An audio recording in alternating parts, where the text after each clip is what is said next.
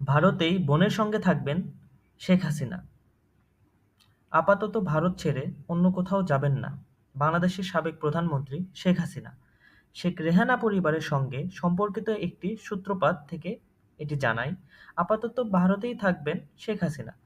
সার্বক্ষণিকভাবে বোন শেখ রেহানা তার সঙ্গেই আছেন।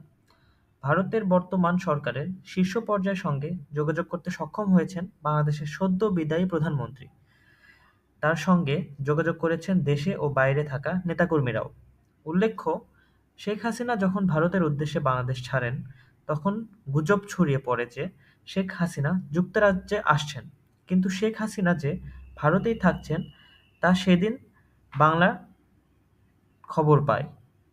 শেখ রেহানা পরিবারের ঘনিষ্ঠ ও যুক্তরাজ্য আওয়ামী লীগ নেতা জামাল আহমদ খান মঙ্গলবার বাংলাদেশকে জানান, শেখ হাসিনা যুক্তরাজ্যে আসাইলামের আবেদন করে ব্যর্থ হয়েছেন বলে যে প্রচারণা, সেটি সম্পূর্ণ মিথ্যা। আমি দায়িত্ব নিয়ে বলছি, শেখ হাসিনা যুক্তরাজ্যে আশ্রয়ের কোনো আবেদনই করেননি।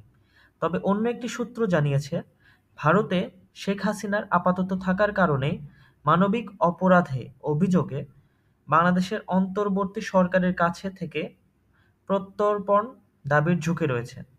মঙ্গলবার বাংলাদেশের তার বিরুদ্ধে মামলা করার পর যে বিষয়টি নিয়ে আলোচনা বেড়েছে।